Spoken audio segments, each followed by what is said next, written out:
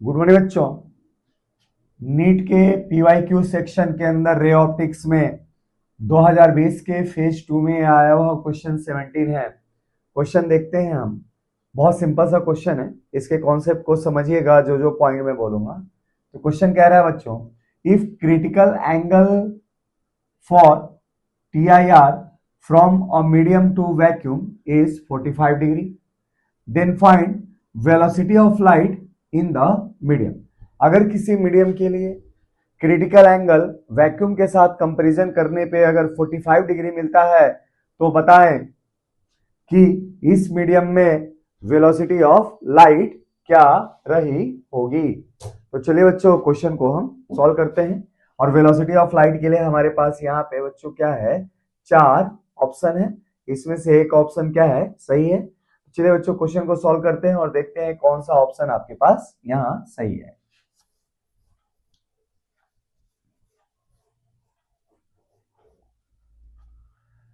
Solution, पहले तो critical angle कैसे दिया जाता है, तो critical angle for a denser medium है ना,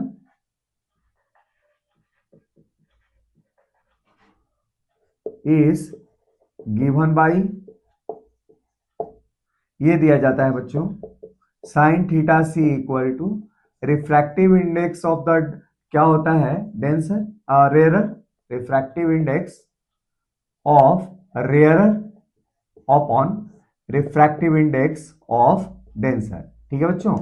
अच्छा, कुछ बच्चे कहेंगे कि सर आप कह रहे हो for the denser medium you are defining the critical angle. Actual में बच्चों TIR होने के लिए हमारा लाइट मूव करना चाहिए क्या, डेंसर से रेयरर की तरफ। तो जो भी रिफ्रैक्टिव इंडेक्स हम लेंगे डेंसर मीडियम का ही काउंट करते हैं। अगर इसको एयर या वैक्यूम के साथ कंपैरिजन करेंगे तो रिफ्रैक्टिव इंडेक्स वैक्यूम या एयर की तुलना में केवल म्यू होगी।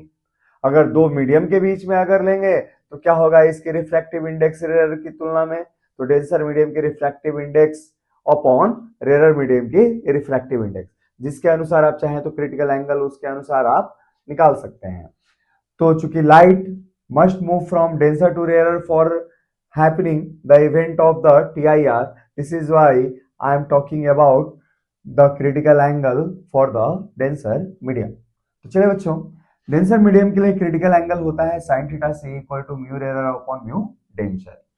अच्छा, अब हमारे दिए गए क्वेश्चन के अनुसार हम लिख सकते हैं क्या, sin थीटा सी, यहाँ पे दूसरा मीडियम वैक्यूम है जिसके रिफ्रैक्टिव इंडेक्स लगभग हम 1 के बराबर लेते हैं बच्चों।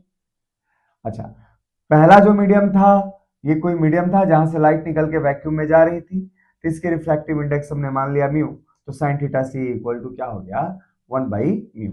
और चूंकि आपका क्रिटिकल एंगल दिया हुआ है कि इस मीडियम के लिए क्रिटिकल एंगल कितना है, 45 डिग्री, इसलिए म्यू की वैल्यू आप लिख सकते हैं क्या, 1/sin45। अच्छा, sin45 की वैल्यू क्या होती है, 1/√2, अर्थात कि इस मीडियम का रिफ्रैक्टिव इंडेक्स रहा होगा क्या बच्चों, √2।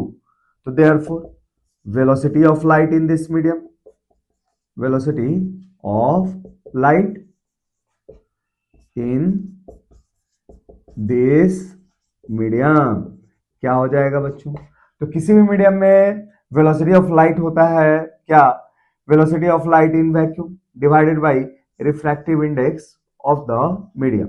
और इस मीडियम के लिए रिफ्रैक्टिव इंडेक्स हमने क्या निकाला है, √2, और सी की वैल्यू क्या होती है बच्चों, 3 × 10⁸ मीटर पर सेकेंड।